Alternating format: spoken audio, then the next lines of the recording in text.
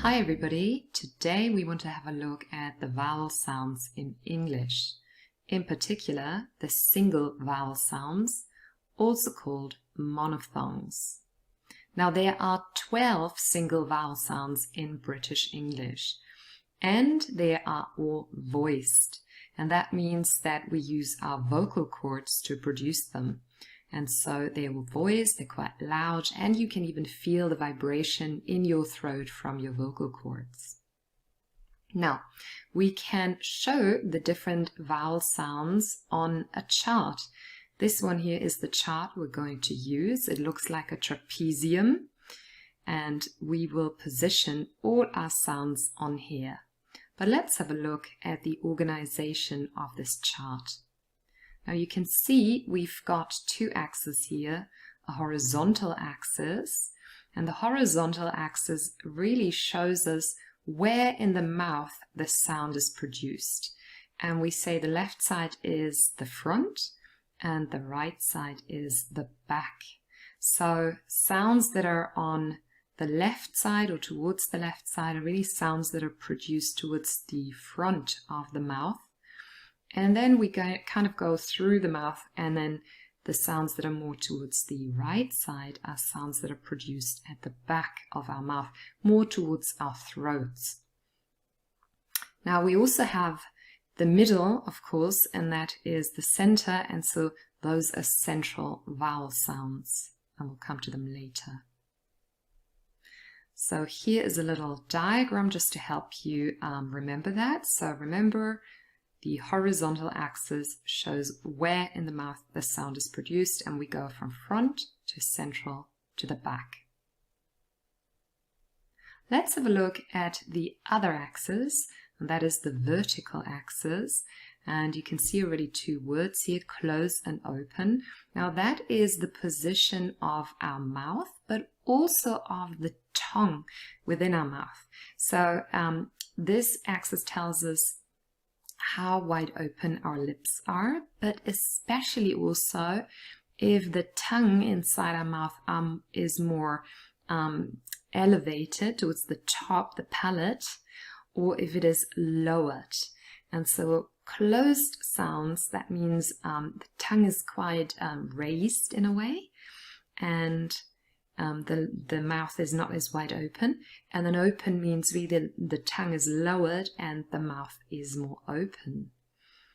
And again, we can of course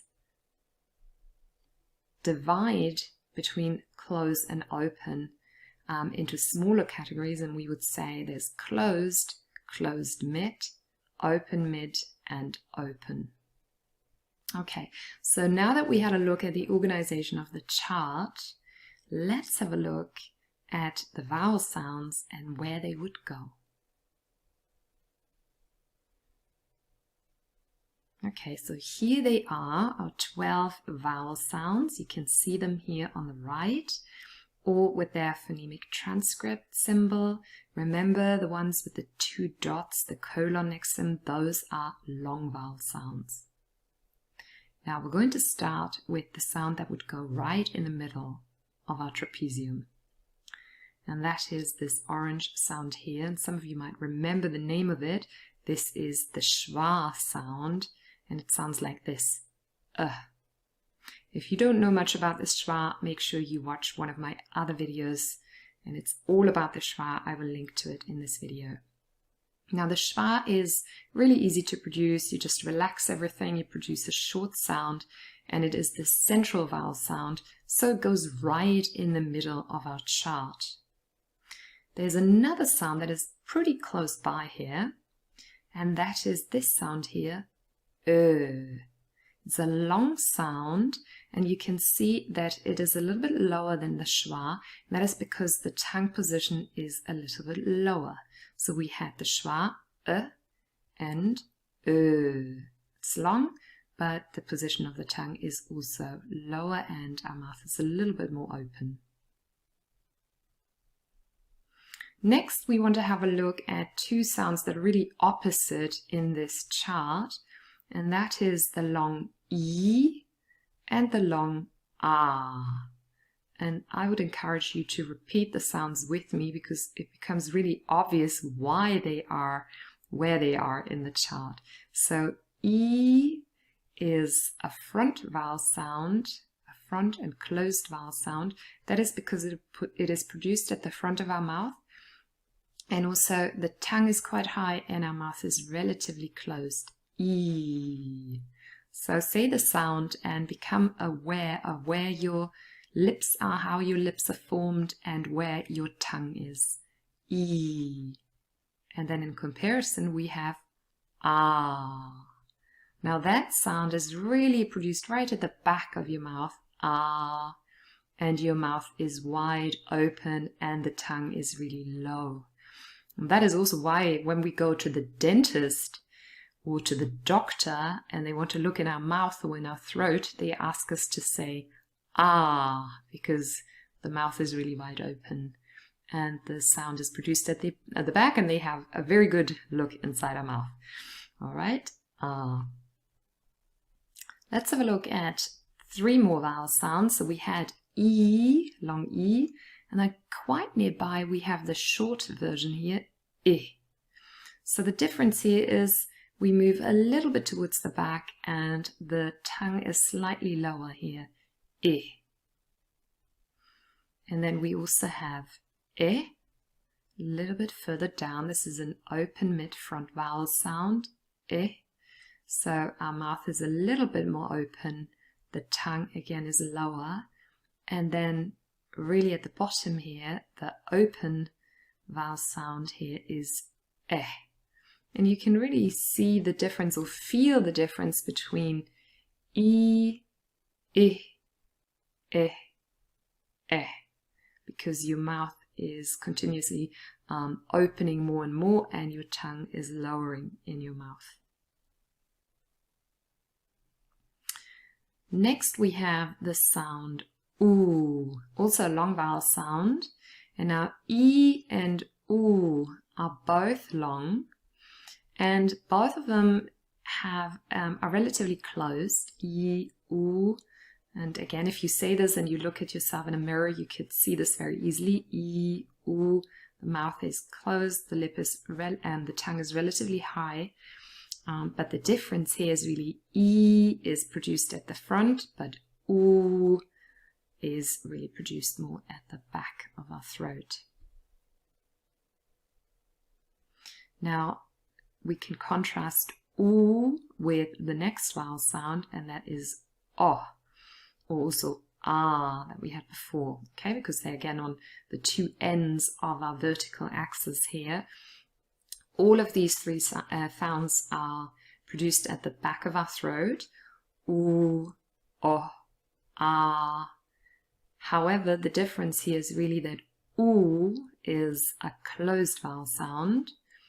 The lips are relatively closed, the tongue is more raised, but ah and oh, the mouth is a lot wider open and the tongue is lowered.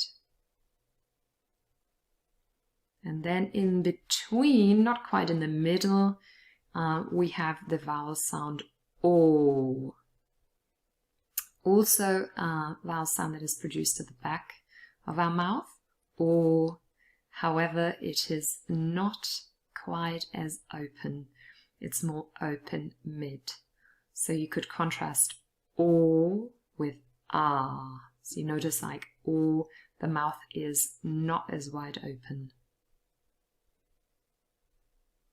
And next to O, we have ah. O, ah. Different sound. One is a little bit more towards the front than the other, but they're both open mid vowel sounds. And last but not least, we have O. So sometimes I talk about oo and O as pairs. That isn't quite true because you can see the place of production isn't quite the same. The long oo is really at the back. O isn't quite as far back. And also it's not as closed, it's more close mid. And that is the vowel chart. So you can see the place of all the 12 vowel sounds, single vowel sounds in English on the vowel chart. Now, I thought it might be helpful for you to have example words instead of just the individual sounds and their symbols. And thankfully, there are words in English all starting with f, with the F, and containing these sounds. So just to go back again quickly, so these were the sounds, and instead of the sounds, I have now written down words containing the sounds, but I wrote them exactly in the same place. So let's have a look again at E and I. So here we have feed and fit, fed and fat. So I'm going to repeat the vertical axis from the top to the bottom, from front to open. Feed, fit, fed, fat. Then we have the two words in the middle. One was for the schwa in the central vowel sound, and one was for the long vowel sound. And those are for and firm. Now, for officially has a long o, but usually this is not a stressed word, and so in its weak form it would be represented by schwa, for. Then we've got the vowel sounds that are produced more towards the back of our throat. So we have at the top food, and then a little bit more to the front again, foot, and then form, fox, far. So have a look over those words again. I hope that they are helpful. I hope they can help you remember the sounds, and they can illustrate a little bit more why the sounds are where they are on the chart, and they will help you remember the sounds as well. I hope you have enjoyed this video and you have learned more about the vowel sounds in English. Have a look at some of my other videos about English pronunciation, and if you like them, please share them and subscribe to my channel.